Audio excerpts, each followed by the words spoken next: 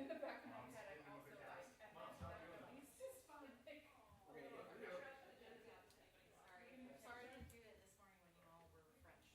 What? Charlotte being cute. Doing our board meet border treat. Okay, but we always like to say,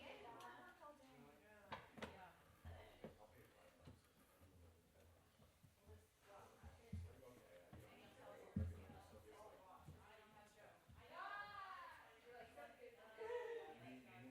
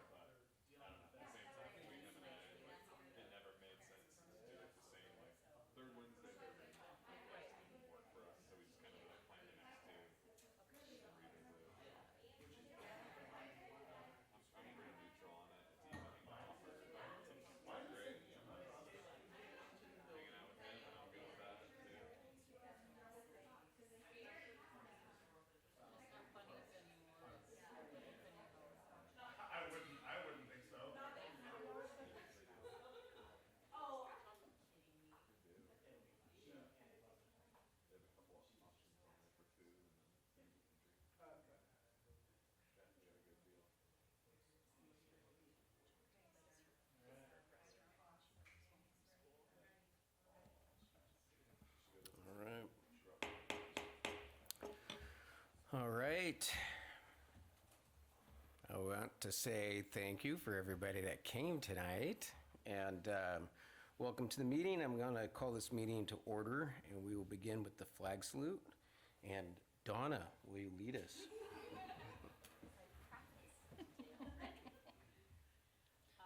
Pledge allegiance to the flag of the United States of America and to the republic for which it stands, one nation, under God, indivisible, with liberty and justice for all.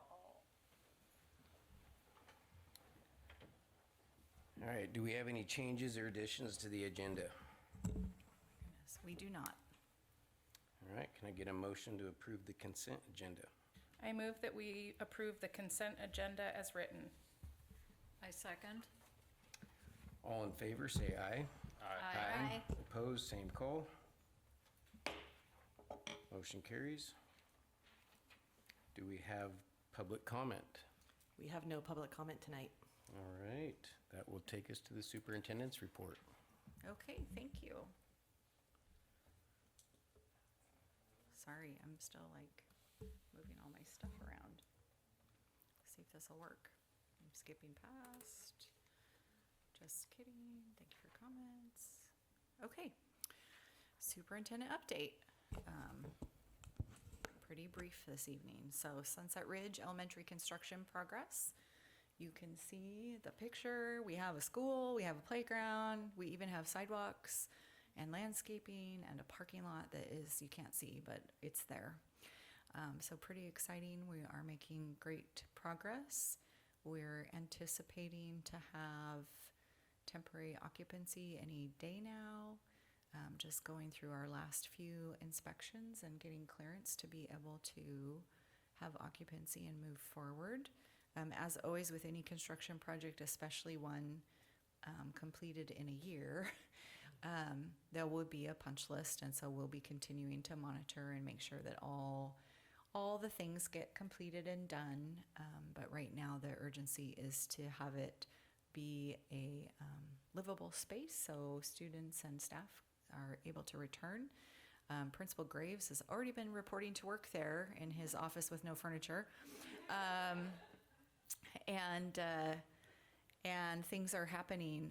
Furniture is almost, it's all been delivered. It's almost all been unboxed. They're anticipating by the end of this week to have furniture kind of staged everywhere, which is ahead of schedule, and just continuing to finish up the items that need to happen. So excited to show everyone the building next time we're over there. Tell me something good. Lots of essential services faces were out for the Ridgefield's 4th of July parade. My favorite is these little cheer camp participants. So all of our younger students who do cheer camp, then they get to walk in the parade. Our cheerleaders are there. King Spud was there. And a ton of our students come out to represent athletics and activities. So we might be the largest group. I'm pretty sure we are the largest group in the parade. And then you can see just some other fun pictures of staff at the parade. Also lots happening in the learning arena over the summer. While kids are off having summer vacation, many of our staff are busy preparing for the year ahead. We hosted our leadership retreat for principals, assistant principals, and central office administrators at the end of June, followed by a short group of us who went to the AWSP and WASA conference.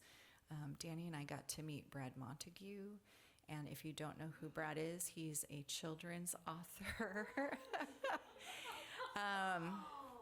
And he is the brains behind Kid President. So if you've ever seen those older Kid President videos, those are Brad's creation. And it was just super fun to hear his story and get to meet him. So that was really, it was so exciting.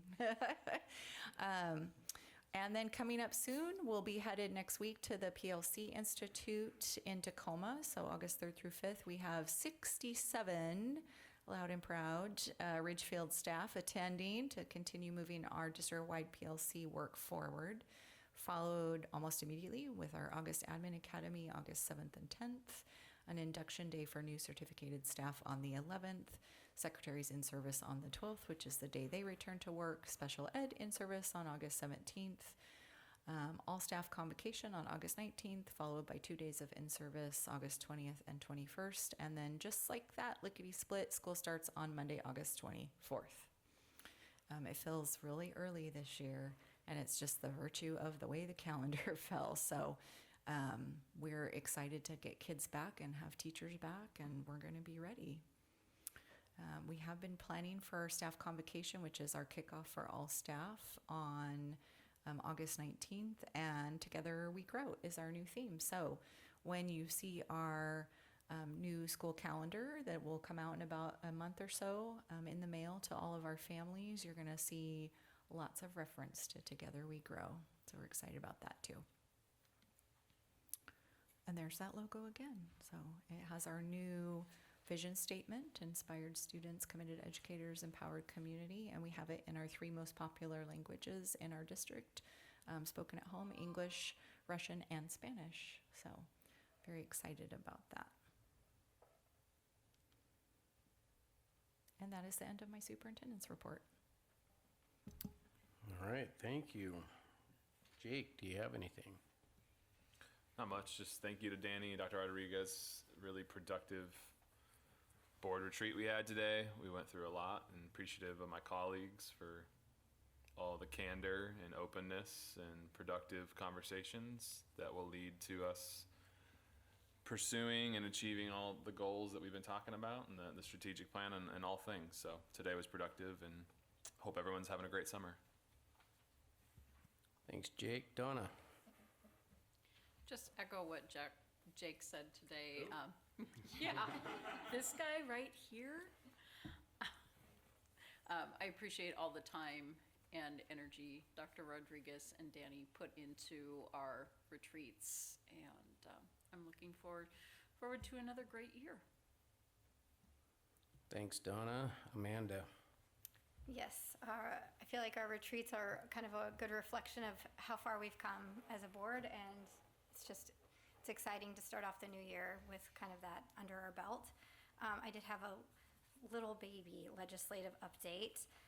Last week, I was able to attend the Advocacy Action Network meeting that's monthly, and we had an update from the WASA over the legislative priorities, which I'm sure Dr. Rodriguez knows, but they're kind of the same big 3 that we've had in the past, only instead of the material supply, operating costs, special education, they changed transportation costs to substitute costs, which I think is very appropriate, because that's an area and it's a much more concrete thing that we've talked about. And then they're really focusing in on the cost of the unfunded mandates. So trying to get numbers around what those unfunded mandates look like for each district, and then putting together stories from districts specifically so that we can work together as a state and hopefully make some progress with the next legislative session. And on that, we have our amendment window for board-approved amendment proposals to the General Assembly Handbook. So that's where all the WASDA information lives. It's available to all of us. It went out July 1st, but now the amendment window is open. And then we will have the General Assembly final will be the 19th of August, same day as our convocation. And then on September 19th, that's the actual General Assembly, where you have to have a quorum of the districts in the state in order to vote on all the amendments and things and get updated. So I'll attend that, but everybody else is also welcome to attend. It's an online forum. Super fun. Okay, that's all from me. Thanks, Amanda. Amber? Thank you. Just want to echo the appreciation to the rest of the board and Dr. Rodriguez and Danny around today's retreat work together. I've had a chance to drive by the new school building a few times in the last month, and it's really exciting to see it take shape. I know we've been getting updates all year.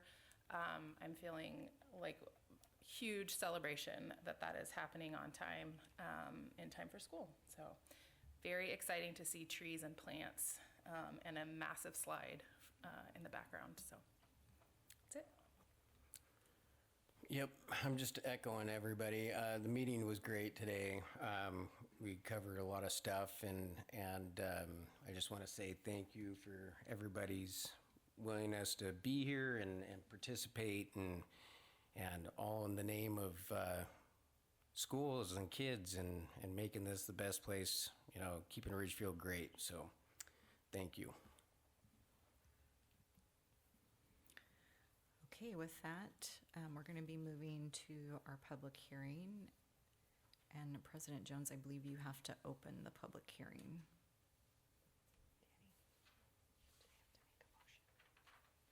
Oh, I believe someone needs to make a motion, actually, to open the public hearing. I move that we open a public hearing on the proposed 2026-2027 school year operating budget and use of the enrichment levy. I second. Any discussion? All in favor, say aye. Aye. Opposed, same call.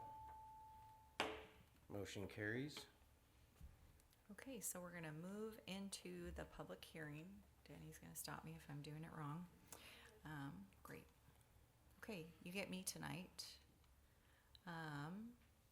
And we're gonna walk through really what is our plan. Our school district budget is a plan. It's not what we actually spent. And I think this is one of those pieces that is different from how we run our household. When we build a budget for our household, often it's like, this is how much we will spend and we will not spend more than that. It doesn't always work that way for school districts. So for the budget hearing, just a quick overview for you. These are the items that I'm going to be covering this evening. State law, RSD policy, the assumptions our budget is built upon. Enrollment projections for you is a good update for us to pay attention to. An overview of the budget, including revenues, expenditures, and special topics. An update on our levies, because we will be asking around the levy certification as well. 4-year projections by fund, which is required by state law. And we'll close with just a few budget considerations.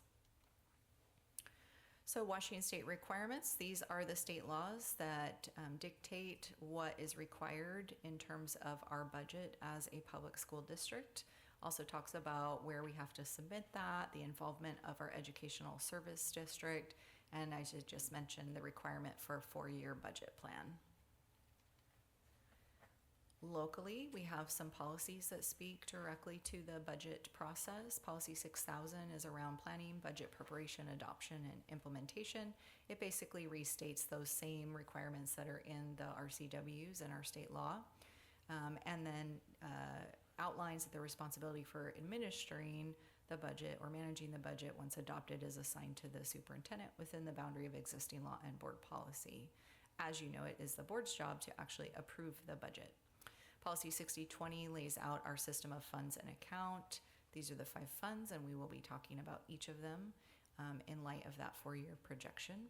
Budgets have to be completed, approved, and filed with ESD 112 by September 3rd. Our preliminary budget has already been submitted for review. ESD actually likes to see those in July, so we've already submitted a draft, and that way they have sufficient time to let us know if they have any concerns. And then lastly, and perhaps most importantly at this time, is Policy 6022, which is around our fund balance. And this is something we updated from the last couple of cycles of running you through this budget hearing process. I thought it was important for you to have the exact words from our policy. Board of Directors recognizes the importance of a sufficient general fund balance to assure sound financial practices and provide program stability. It references a prudent fund balance level within the general fund. That fund balance is really for economic uncertainty, assuring adequate level of reserves to meet monthly cash flow demands.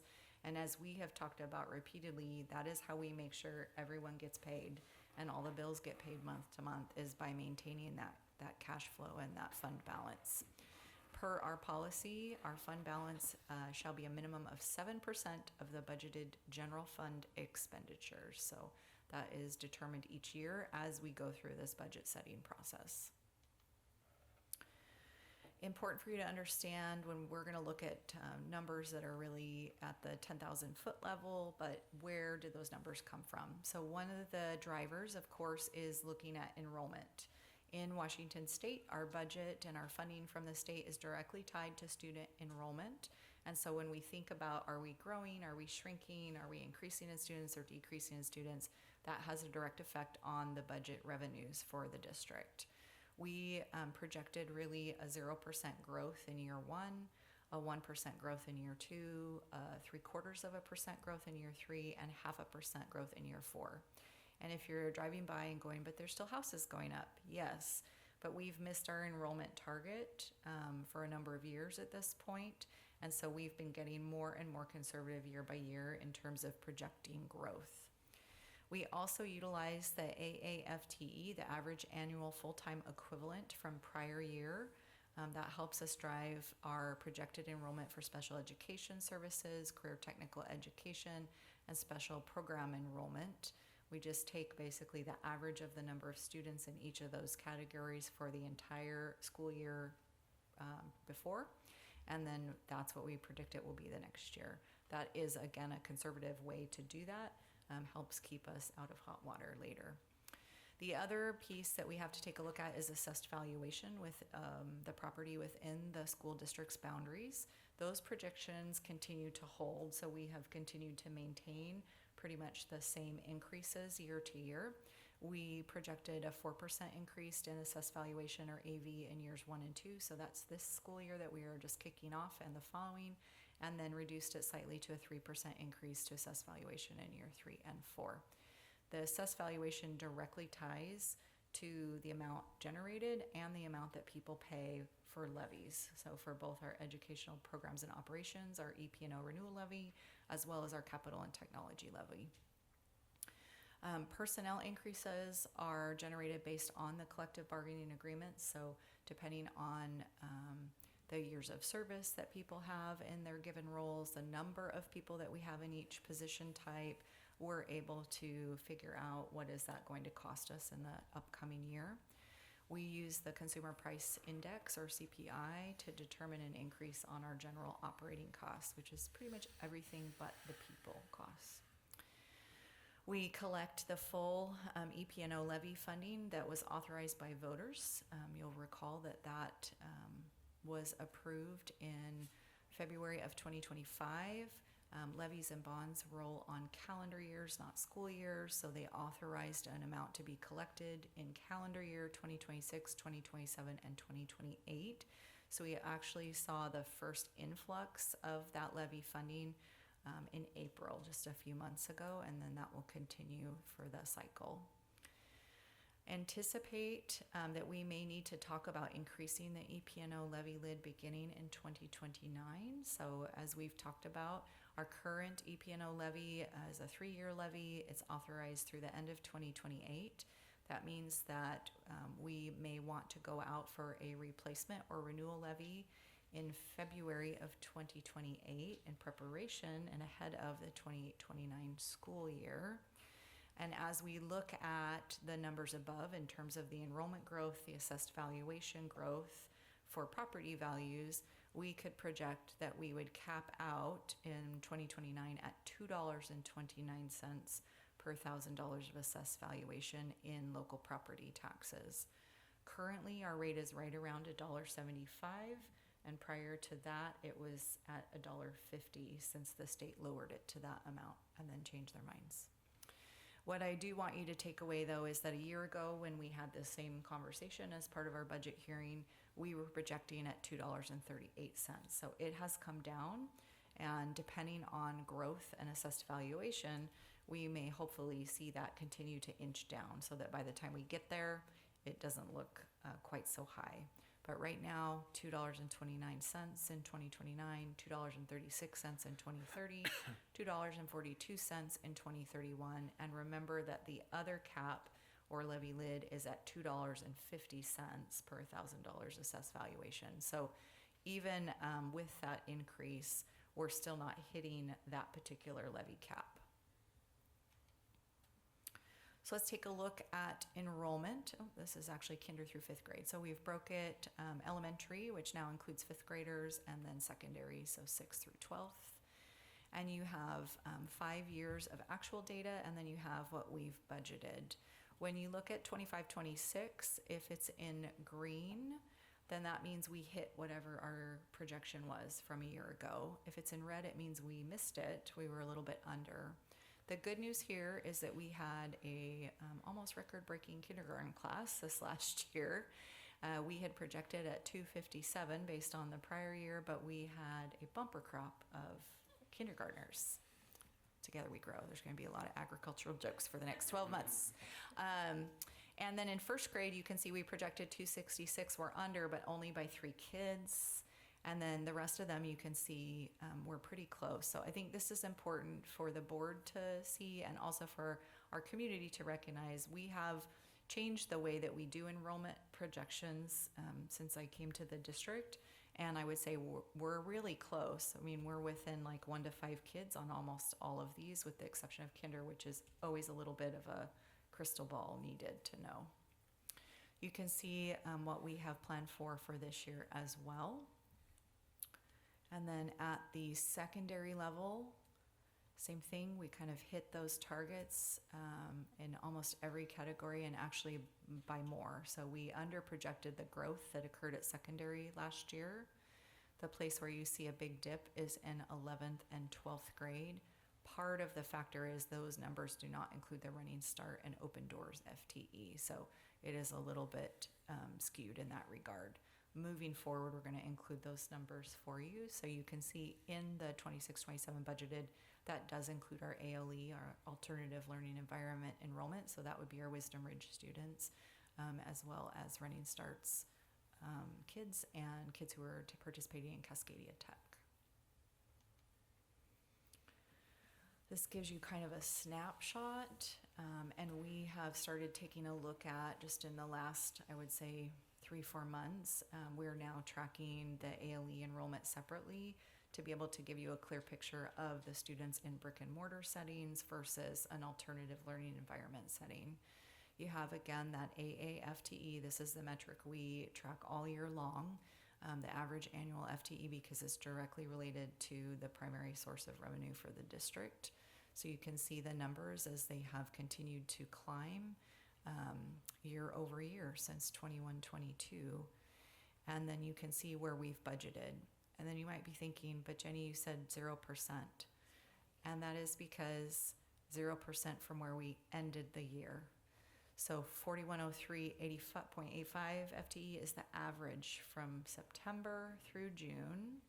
And what has traditionally held for us here in Ridgefield is we start low and we increase towards the end of the year. So we actually ended the year higher than 4103, and so you can see where we're at the 4268.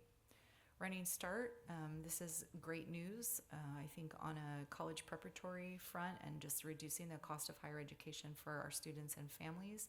You can see that that Running Start FTE has increased significantly in the last 5 years and just continues to go up, which is great news. Open Doors, we've seen a little bit of increase there. That's a program that ESD 112 runs, and so that provides a pathway to diploma or GED for students who want to go that route. And then ALE is really for us Wisdom Ridge Academy, and then that also includes now for us our parent partnership program, Ridge Connect. So you can see that that also just continues to climb and climb and climb. We saw a little bit of a fall off post-COVID, I would say, as folks were starting to come back to school, but we continue to see that program just continue to grow. Overall, that gives you the total FTE at the bottom there, and then the actual growth measuring AA-FTE to the next AA-FTE. And so we won't know what the actual growth is for this upcoming year until next year. Can I ask a question? You sure can. Last year, the end of year enrollment numbers, did that start, was that what we used, or did we do a projected increase? Because you're saying that this 4268, or no, sorry, 4399 is where we ended the year. Is It's that what I heard pretty- you say? pretty close close. to where we ended the year. Last year, did we do the same thing, or did we We bump up from the end of the Yeah, year? we projected higher growth. We, like every year since I've been here, we've been decreasing, trying to find the sweet spot. Okay, So we still had growth last year over the year previous, but not as much growth as we had predicted and projected. I think the other way to frame it is, are we being more conservative Yes. this year than last year? The answer is Okay, yes. Thank you. Every year I just get more conservative because it is better for us to land on the side of we grew more than we predicted than to land on the side of we grew less than we predicted, because it affects the entire budget. So here's an overview for you. Again, these are the 5 funds that we have in public school funding in the state of Washington. We have all 5 of these funds. Pretty much every district has all 5 of these funds. The general fund is by far the one that typically is running the most items in and out. It gives you a beginning fund balance. This is where we predict we'll be on September 1st, because our fiscal year actually closes August 31st. So we're getting close to that point. Budgeted revenues based on the enrollment projections, budgeted expenditures, any transfers that we're planning for, and then an estimated ending fund balance. Again, I wanted to just give you some perspective. So a year ago, we projected that we'd be ending the year at $7 million. Again, I just keep saying no to things. And in part, that is to take care of deferred maintenance projects, which have been a priority for us as a governance team. So we've managed to kind of claw back $1.7 million. That's how we're covering some of the capital repair work that needs to occur. So just keep that in mind as we talk about like the 4-year projections, for example. The Capital Projects Fund looks like we're flush with cash. That's because we're in the middle of a giant construction project. So where we're at, where we project we'll be as of September 1st, you can see where that's at this moment in time. We have still some revenue coming in. That's really in the form of capital levy dollars that will flow in over the next school year. Budgeted expenditures is the rest of that cost of that project. And so you can see at the end, we're down to, just a rainy day fund a little bit there. So lots of money moves in and out when you are building a school. It's in flux all the time as we're working through that process of payment towards the general contractor and then reimbursement for a portion from the School Construction Assistance Program, the SCAP money. The Debt Service Fund, this is kind of like your piggy bank to pay your mortgage.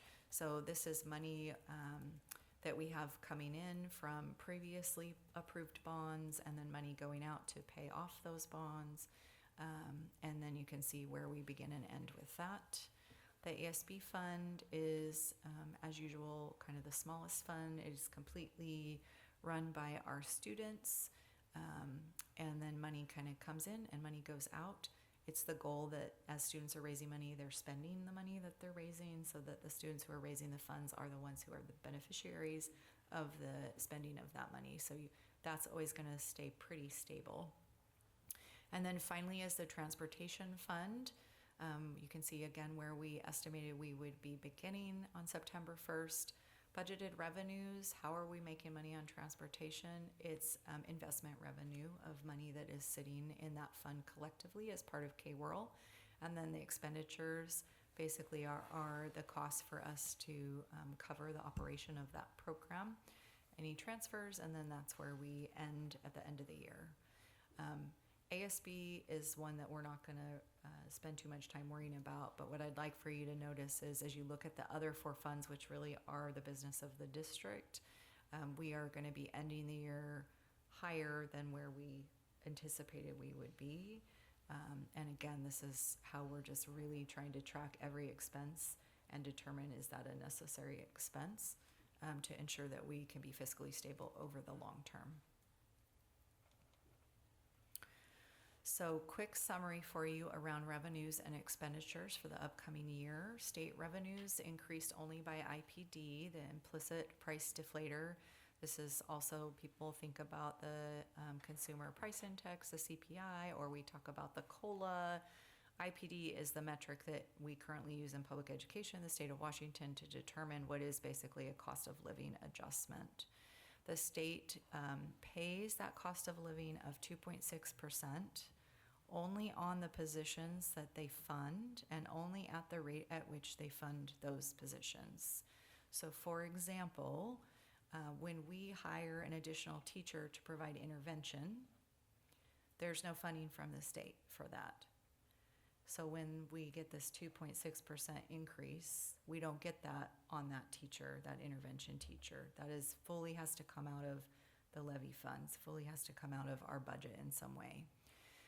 In addition, our staff, we work really hard to ensure that they're well compensated for the good job that they do. And so the majority of our staff make more in their salary and benefit costs than what the state actually provides for the particular positions. And that ranges from everything from a school secretary all the way to a building principal. The state hasn't kept up with the true cost of personnel.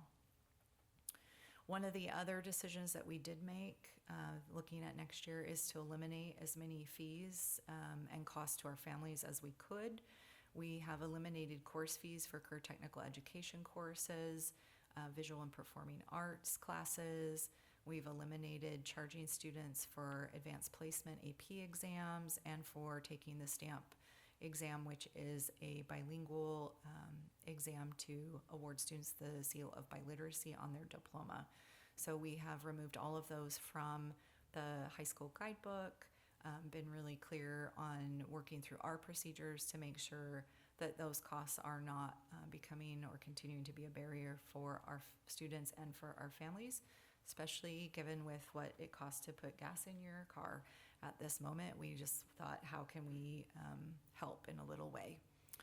We don't have any changes anticipated in federal revenues. We do not, as a district, get a tremendous amount of federal money. The one piece that I would call your attention to is at this time we have had no Title III allocation. Title III is federal funds to support multilingual learners. And so this is caught in what is the federal decision-making process at this time. We also had our E-rate purchases have been delayed. That is a federal process that allows schools to access all kinds of equipment to be able to access the internet, be online, and we get a significant discount, but it has to be approved in advance of any purchase. And so God bless Mike Kenning, who's sitting in the back row, because he's cobbling together systems for the brand new Sunset Elementary as we continue to wait for the federal government to approve what has been a common practice in years prior. Technology purchases of $500,000, we've included that into the capital fund. That's covering a lot of the costs for the new building, and also because we have that capital technology levy, so that's where technology has been allocated to be spent. And then, of course, with opening a new building, although we've tried to do it with as minimal increase in cost as possible through careful staffing and careful design, we still have to now carry insurance on additional building, pay utilities for an additional building, and there is some minimal additional staffing costs that come out of opening a new campus. And then last but not least, staffing cost increases. They roll through based on the collective bargaining agreements that we have, so that has a major impact on the overall revenues and expenditures because, as we've talked about many times before, our largest expense is our personnel. So here's just a quick snapshot. The budgeted revenues that we're anticipating over the 26-27 school year, which again runs September 1st, 2026 through August 31st, 2027, is just over $80 million. It's a high water mark for us here in Ridgefield. As a school district, you can see the lion's share, about 60% comes from the state general fund. We have just over 16% that come through the state for special purposes, so that's money that has restrictions on how it must be spent. Again, a very small sliver of our funding comes from the federal government. And then you can see local taxes and local non-tax is about 20%. So about 20% is our local community stepping up to cover the costs that our state budget does not cover for public education. Estimated expenditures for the year, $81 million, and this is by design to keep programs intact in many ways. We currently are meeting our fund balance policy, and we have a little bit of room. Also, because we've been tackling a lot of deferred maintenance and want to finish some of those projects up, we are purposefully spending a little bit more than what we're going to get over the next year, knowing that we have a little bit of money in that fund balance to do that. In terms of spending, 43.4 is certificated salaries, 12.6 is classified salaries, and then almost 18% is benefits. So these are state mandated benefits in terms of health insurance, vision, dental, retirement, all of the things. A very small amount goes to materials and supplies, so 4.4%. Capital outlay is just a tiny little sliver, and then purchase services at 21.2%. This looks a little different than some other districts, and that's because we have some cooperative and some contractors. So our maintenance and, our custodial services, we partner through ABM, so that falls under purchase services rather than salaries because we contract for that service. Same with K-Rural with our transportation cost. In a district that's running its own transportation system, that would be showing up in classified salaries, but in ours, it's going to show up in purchase services. So you can see some places. So that skews what you might think of as purchased items versus personnel. But overall, if you were to calculate those contracts and then combine that with our certificated and classified, we are still at about 85% that's really paying for people to do the jobs that we need them to do. What's the local non-tax revenue example? Oh, that's a great question, Director Bredstrand. Just curious. Let me go back. Yeah, Let me think. Local non-tax. I don't know, but I'll it's find okay. out for you. Get back to us. Thank you. Yep. All right, budget highlights. We already kind of talked about this, but personnel, so around 85%. Important, I think, for us to pay attention to our collective bargaining agreements in partnership with our labor partners. So just a reminder for the board and the public, REA, which is the Ridgefield Educators Association, our teachers union, are in a current agreement that runs through August 31st of 2028. Ridgefield Classified Association, and thank you to Ashley Taylor, who's in our audience tonight. Their collective bargaining agreement is in place for the next 3 years through August 31st, 2029. And our principals agreement, thank you to Ian Mansfield and Todd Graves, who represent our principals group. That's also in place almost for that same time frame, running through June 30th of 2029. So we're in a good place with our collective bargaining agreements and in our ability to predict the next few years of personnel costs and where those are going to land. A couple of big important ones, and Director Ronstadt mentioned this when she was talking about the legislative update. Special education continues to operate at a deficit in Ridgefield School District and pretty much every school district in the entire state of Washington. It is woefully underfunded for what the actual costs are to provide a free and appropriate public education for students with special needs. I wanted to give you a little bit of historical in the 24-25 school year, and this is the final. So because that budget is completely closed out, that is the F-196 report. Those are available online at OSPI's website. And that happens in about December. It takes some time to close out the fiscal year. So that is a final number at $1.3 million in the red. That money doesn't mean we don't serve students. It means we have to carve that money out of our levy funds to do it or not pay for other basic education services in order to meet that obligation. In 25-26, I'm using the word estimated here for you because, again, the fiscal year is ending soon, and we wait for all of those expenses to come in. And you may be thinking, but it's summer, Jenny. Don't we know the total yet? Well, actually, we have students who are in extended school year services, so no, we are not finished paying for some of those expenses. We are actually down to about a $1.1 million deficit, which we feel really good about because it was projected to be 1.9 million. We had a record-breaking year for safety net, so a big thanks to Brendan Dunkel and Curtis McConnell in our special education department because we turned over the couch cushions and looked for every possible expense that we could try to seek some safety net funding for. It was record-breaking. We got almost $1.5 million for 25-26 in safety net, and we had projected that we would get less than $1 million, and so that is what carved down that projection from a $1.9 million deficit to a $1.1 million deficit. At this point, looking at next year, we're projecting a $2.8 million. We have, within that, projected a larger safety net, so we keep inching that up because we keep hitting that target. And I cannot fathom, though, that we're going to be able to carve it back to 1.1. So this is just an area of deep concern for underfunding in the state of Washington for us and for students all across our state. I also wanted to highlight for you operating costs. These are material supplies and operating costs, or MSOCs. I think moving forward, we're just going to say operating costs because we all kind of know what that means. Those continue to go up. 24-25, the final, we spent almost $16 million. That was 23.13% of our total expenditures. 25-26 estimated, 16.8 million, and that is now 24.21% of our total expenditures. And then looking at the upcoming year, we're projecting $21 million. That would be 26.2% of our total expenditures. So it is one thing to see the number going up.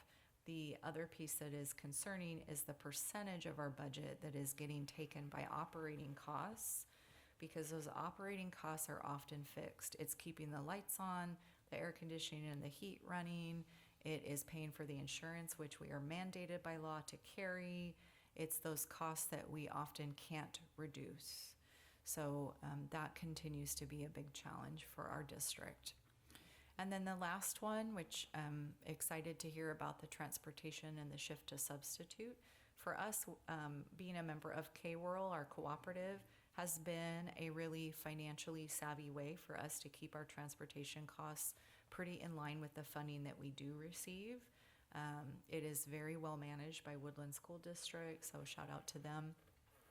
And for us, substitute cost is a much bigger concern, so it's nice to see that getting some traction across the state. Those costs continue to increase. The final cost in the 24-25 school year was just under $1 million. 25-26 estimated is about 1.1 million, and 26-27 projected is 1.7. The projected is always going to run a little high because we're trying to guesstimate on how many leave days employees are going to take. We've talked about this before, but the state only funds a very few number of days for certificated staff, far under what all certificated staff get in their collective bargaining agreements. It is pretty much boilerplate language, district to district across our state, so it's not something crazy, I guess I want folks to know. The state funds no days for substitutes for classified employees.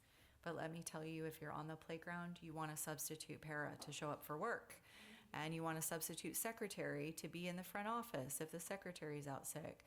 There is $0 and 0 cents budgeted or allocated by our state to school districts to pay for that. So again, this is falling on the backs of our local taxpayers through levies in order to ensure the safety and, frankly, the functioning of our schools. Give you just some more around those particular special topics. So special education cost trend. This is giving you the same years, the actual, the estimated, and then where we're budgeting, and then you can see the shortfalls, looking particularly at the salaries and benefits, the non-salary costs, the total expenses. So same thing. I mean, really the bottom line is these expenses just continue to go up. The cost of staff, the number of staff, the non-salary costs that are needed, and yet the revenue, I mean, it is going up, but it is absolutely not keeping pace with the cost of these services for students. operating costs, just to give you an example, the allocation versus the expenditure. So we do get money for operating costs, but just like personnel costs, it is woefully underfunded. So in 24-25, the state gave us $6.3 million. That's awesome. Thank you very much. But the actual cost was $9.6 million. So a $3.3 million shortfall is quite significant when you think about the overall size of our budget. 25-26, again, this is an estimate because we won't have the final closeout until close to the end of the calendar year. Allocation of 6.5 million, expenditures of 9.4. We're continuing to cut the revenue shortfall. That's because we keep trying to find what else can we not pay for. Not because they're giving us a whole bunch more money to fix the problem. And then a substitute cost trend. BEA is basic education allocation, so it's just the money coming in from the state. So for example, in 24-25, we were allotted $110,000 for all the substitutes we might need during the school year. That's like less than the cost of one teacher for the year, just for reference. The actual expenditures were almost $1 million, so the shortfall was over $800,000. 25-26, we estimated we were going to get about $109,000, and it is going to cost us over $1 million. So we're short almost $1 million just for substitutes. And then for the upcoming year, it just continues to get worse. What I also would point out for this is that the expenditure cost doesn't include subs that are subbing for positions that are paid by other state and federal programs. So if we have, for example, a para who is providing learning assistance program, LAP, funded support for a student, when we get a substitute for that LAP para educator, it gets paid for out of LAP, not BEA. So the actual true cost of substitutes is even higher than what I've listed here as the expenditures.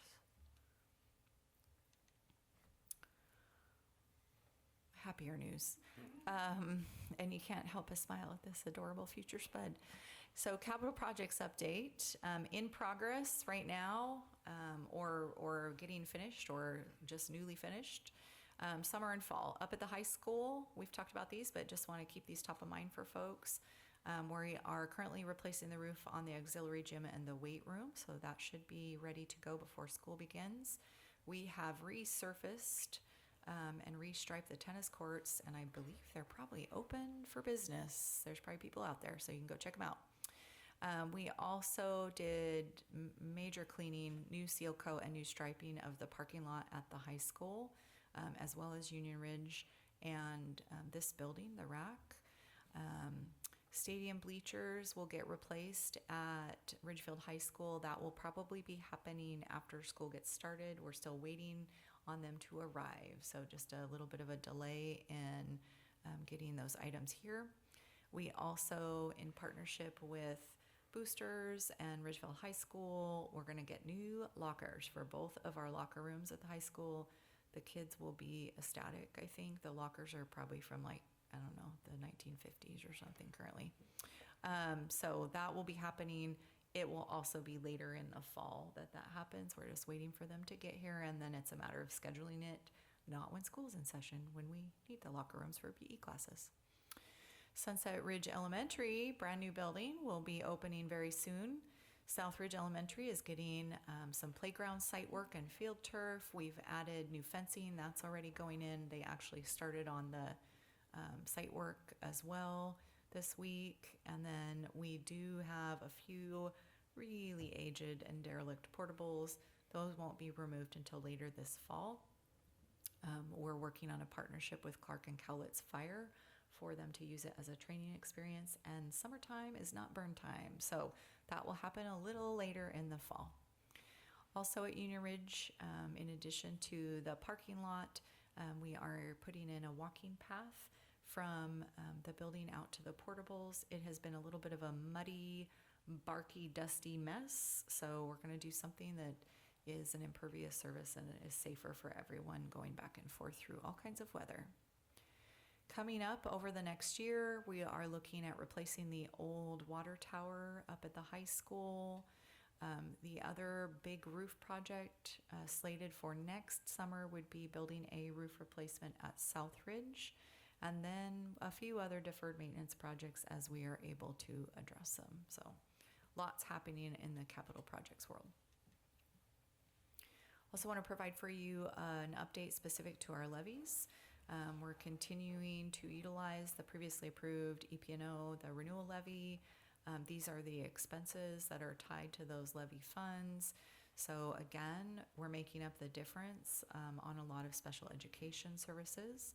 Our EP&O levy also helps pay for athletics activities, extracurricular programming for students. It helps community education. I don't know if folks know, community education is really almost a self-funding program. So the money that comes into that program goes back into that program. We don't get any funding to do community education, and it's really a gem that we have here in Ridgefield. Our Ridgefield Early Learning Center and Preschool program, not funded by the state, other than some special education services. So that comes from levy, supplemental curriculum, technology, other supplies and services, transportation costs, staff professional development, and of course, compensation for additional assignments like club advisors, evening performances, stipends for special projects, etc.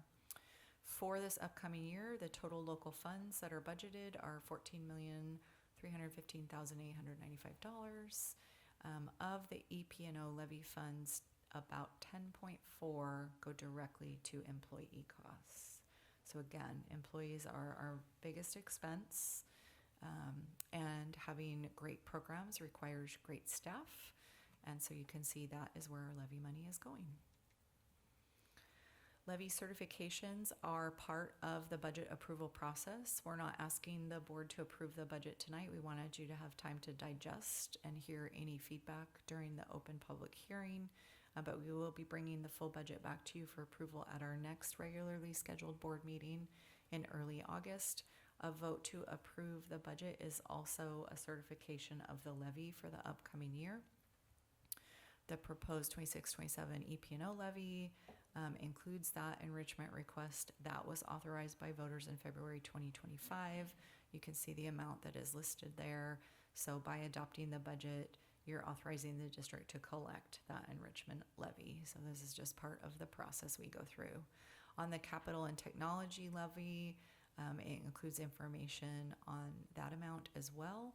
The voter approved capital levy for 2027 is $7,070,000. You already authorized collection of the 2026 capital levy in last year's budget approval process. So just want to make sure that that is brought to your attention. Okay, we're going to get into the 4-year projections now.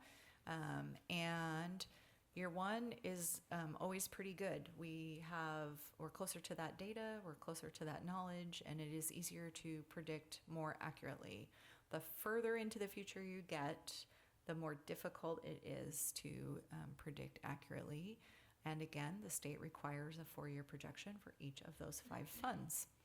So you have an estimated beginning balance for this upcoming school year, the estimated revenue coming in, the estimated expenditures going out, any transfers we've accounted for, and then that shows us what we think the ending fund balance will be at the end of the 26-27 school year. And then included here for you is that 7% minimum fund balance per our board policy. And then you can see, are we up or down from where we should be? So year one, again, some intentional, a little bit of extra spending as we finish up roofs and take care of some things. Our estimated ending fund balance would be 7.2 million. 5.7 is where we would need to be based on the expenditures for the year. So we're to the good by $1.5 million. So that's great. We're going to need it the following year. So moving into year two, you can see the projected beginning balance. It's basically where we left off, the ending fund balance of the year prior. You can see the revenue projected, the expenditures projected, any transfers planned for, and the ending fund balance. This goes back to those budget assumptions that we talked about at the very beginning of the hearing. The revenue is determined by looking at primarily enrollment and thinking about our levies and the potential there. The expenditures are driven by the staff costs and then using the consumer price index to estimate an increase or change to our operating costs. You can see with that one, we look at it like we're at an ending fund balance of 4.6, but we would need to be per policy at $6 million. The difference is 1.4. That means over the next 2 years, we have to find a way to not spend $1.4 million in order to have our fund balance where we want it to be. I've included for you the numbers from a year ago because, again, I want you to see, because we are budgeting conservatively and being very selective about what we approve to spend funds on, the picture does tend to get better over time. So a year ago, we thought our ending fund balance for 26-27 was going to be 5.1 million. We're now a year closer. We know better where we're at. We can better predict the market conditions in terms of assessed valuation, enrollment, etc. So we're in a better position. And you can see that that holds as we go across year 1, 2, and 3, which a year ago were year 2, 3, and 4. So just a little glimmer of hope for you as we look at these numbers. Moving into year 3 just continues to exacerbate. You can see that we still have money in the kitty. We're not completely broke, but we will be struggling to make payroll when we only have less than $1 million kind of sitting in that account month to month.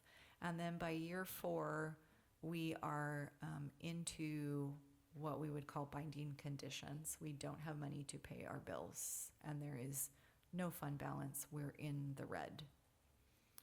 Cue the black helicopters and OSPI. So something to keep in mind here is we have a capital levy currently in 26, 27, and 28.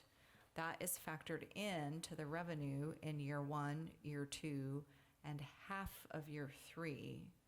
But we don't have a capital levy authorized or planned at this time beyond 2028.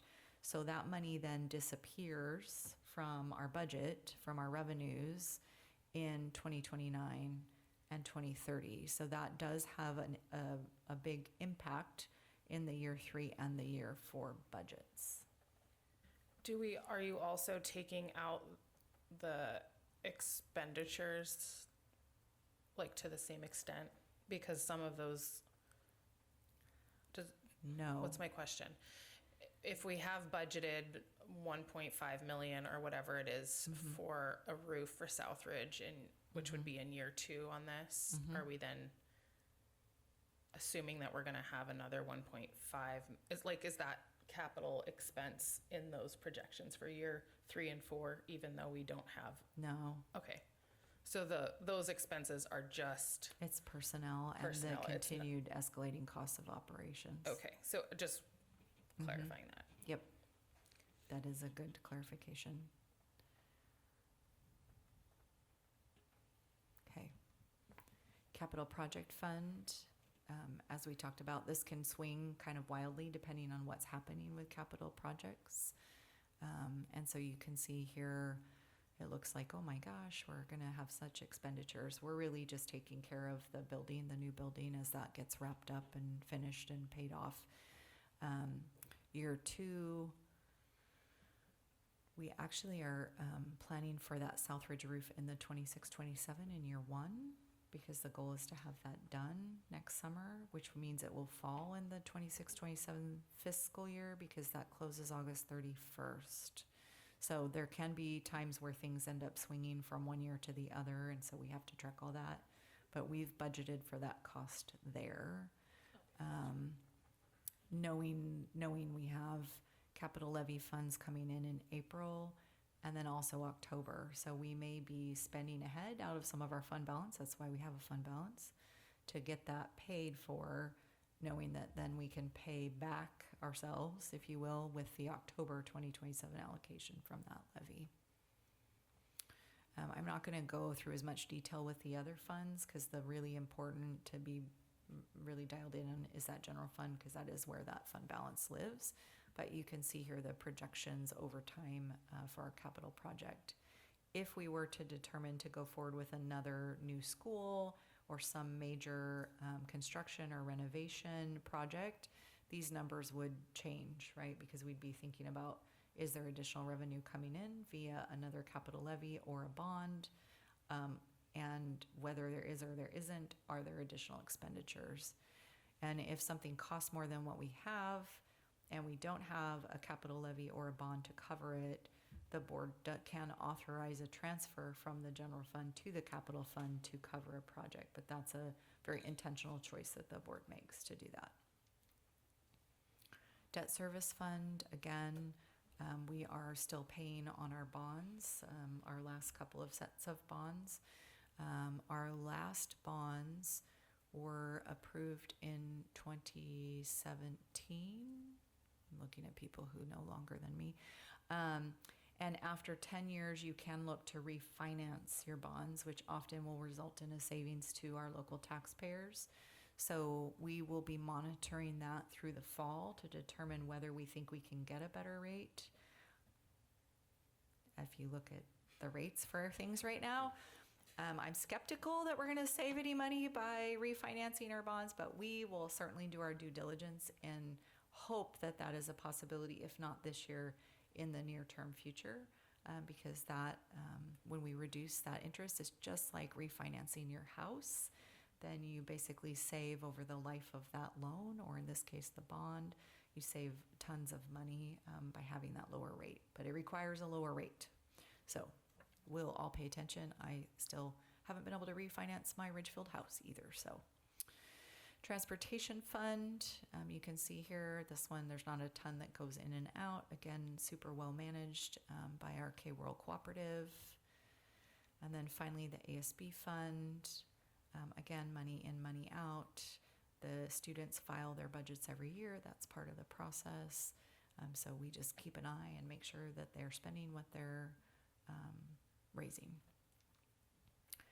So to get us close to the end here with some budget considerations, we have to continue to monitor enrollment really closely and adjust projections as needed.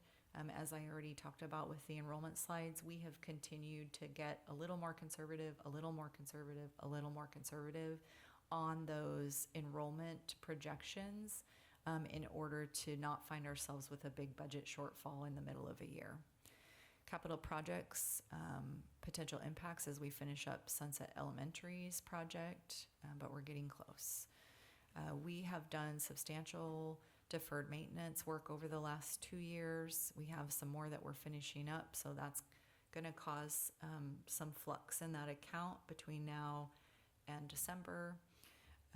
The Capital Projects Reserve Fund, we do have some really old buildings, so we may want to consider in the near term and maybe long-term future increasing some of that reserve balance within the Capital Projects Fund as a rainy day fund.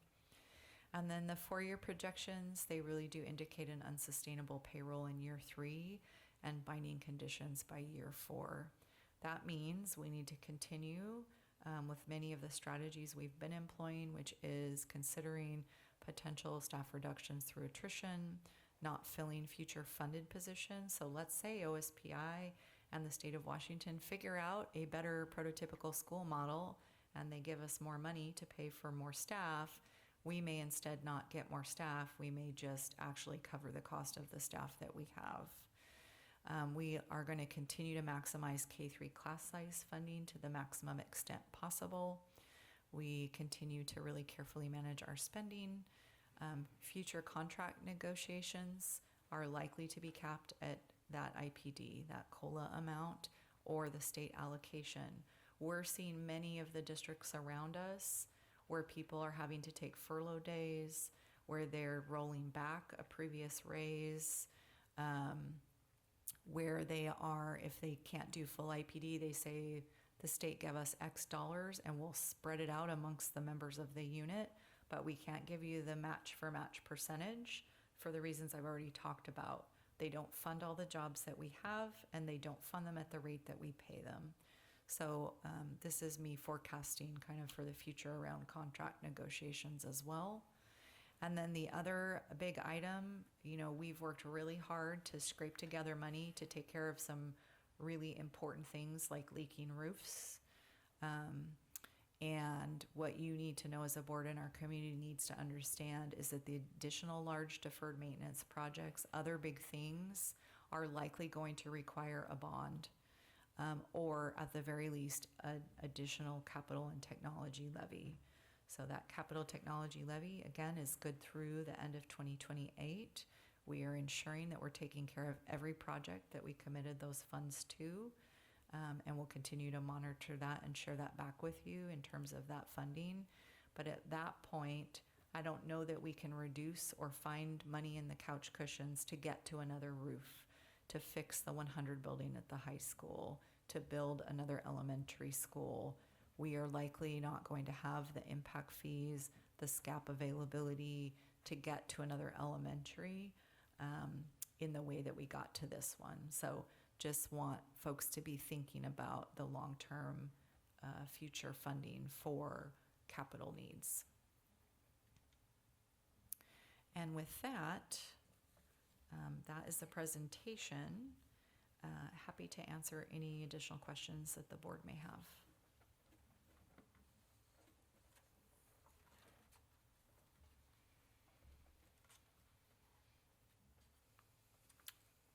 Okay, so again, we will bring back the full budget. You have the entire budget.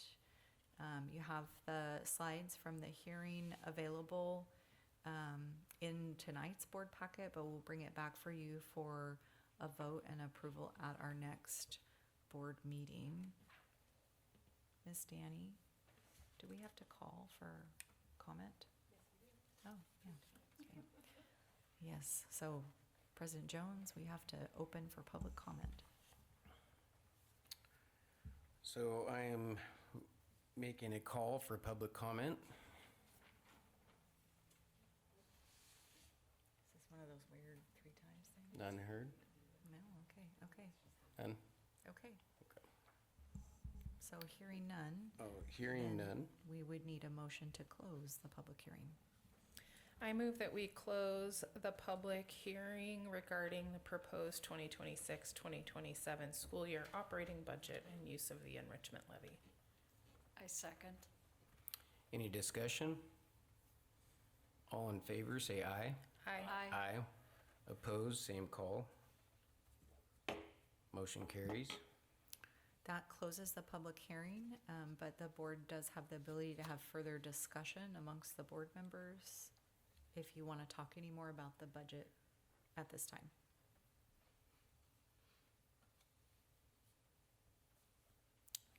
Nope. Okay. All right. That takes us to old business. We don't have any tonight. Yay. Which takes us to new business. We have just 2 items before the board for new business this evening. The first is item 10A, approving site work for Southridge Elementary School playground project. As you know, we've already approved the inclusive playground surfacing that's going in, but this is the actual dirt work that needs to occur before that is possible. So I'm making sure I'm looking at the right thing here. We went through KCDA, Northwest Playground. That is still who's running the project. Previously, again, you did all of the cost of the turf and the installation, but the site work that is necessary is $341,485.15. We recommend approval. I move that we approve site work for the Southridge Elementary School playground project as presented. I second. Any discussion? All in favor, say aye. Aye. Opposed, same call. Motion carries. Awesome. We got new forms, so I got a little lost for a minute, but item 10B, approving resolution number 2026-2027-001.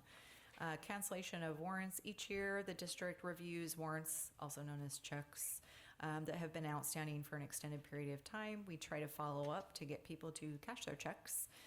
Anything that doesn't get cashed at that time, we are required to void, and then we submit it to the State Department of Unclaimed Property.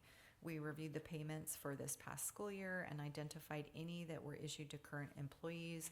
Those will be reissued via direct deposit. Any other checks to outside vendors, for example, would go through the process of unclaimed property.